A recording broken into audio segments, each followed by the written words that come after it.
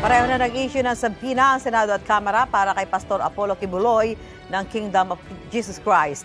Pinasasagot siya sa mga alegasyong pang-aabuso at pananakit sa ilang miyembro ng kanyang organisasyon, gayon din sa hindi umano pagpapasweldo sa ilang empleyado ng SMNI.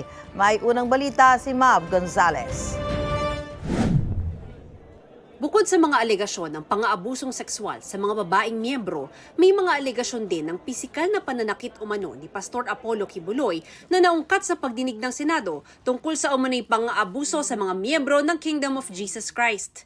Isa sa mga umarap si alias Rene, dating hardinero at miyembro ng KOJC. Doon ko na po naranasan ang pananakit mismo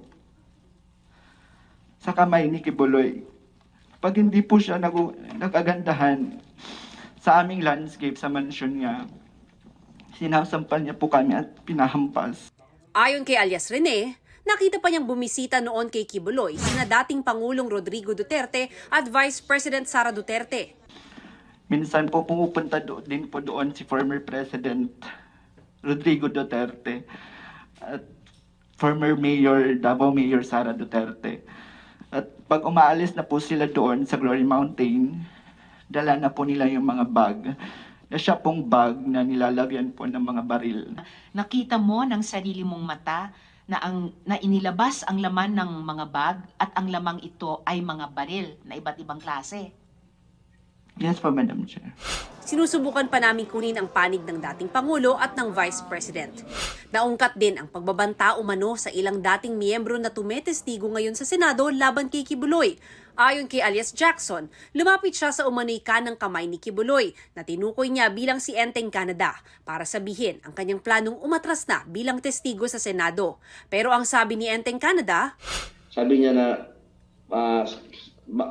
yung sabihin mo sa mga kasama mo ng mga testigo, namuhay kayo ng peaceful, mapayapa. Tapos sasali kayo dyan. Hindi natin alam, baka mayroong riding in tandem na tatabi sa inyo.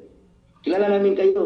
naungkat pati ang hindi umano pagpapasweldo sa mga trabahador ng Sunshine Media Network International o SMNI. Yung iba po dyan, mga worker ni Pastor Kibuloy, walang mga sahod yan. May outsiders, ano po, Elias David? Wala pong mga benepisyo. Illegal talaga po yan. Bawal ang papagtrabahuin mo ang isang tao at hindi mo bigyan ng sahod at mga benepisyo na nararapat ayon sa batas. Hindi po ba ito in fact human trafficking? Kasi parang indentured slavery na ito eh. Lumalabas, SMNI is engaged in human trafficking. Given the set of facts po na present ni alias Rene, maaari po siyang pumasok sa definition ng trafficking in persons under sa law natin, and it may be considered as trafficking for labor exploitation. Sinusubukan pa naming makuha ang panig ng SMNI. Pero sabi ng isang abogado na miyembro rin ng KOJC, volunteers at hindi empleyado ang full-time workers. As full-time miracle workers of the Kingdom of Jesus Christ, because this is a religious organization, a corporation soul, so we don't have salary, and but we call them honorarium, Madam Chair. Our salary... Honorarium po, yes, attorney, na honorarium. 200 to 300 pesos a week, depende sa mood ni Pastor. It ranges to, we cannot give you the exact, like 3,000, 4,000, 5,000. It depends Every week upon po? the salary, it depends upon the ministry that was entrusted to you. Inimbitahan na sa susunod na pagdinig ang mga inakusahang miyembro ng Kingdom of Jesus Christ at SMNI. Sa kabila ng mga imbitasyon ng komite kay Kibuloy, 2 beses na siyang hindi sumipot sa pagdinig. Kaya ngayon, nag-issue na ng sabpina ang Senado. Ang sabpina, it's stronger than an invitation. Kailangan sundin niya, i-heed niya yung sabpina. The committee always gives a fair hearing. May sabpina na rin para sa kanya ang Kamara para sa pagdinig nila sa March 12. Irerekomenda rin ng Department of Justice na isyuhan siya ng Immigration Lookout Bulletin Order. Base sa impormasyon ng immigration, nasa Pilipinas pa raw si Kibuloy na sinisika pa namin makuha ang pahayag.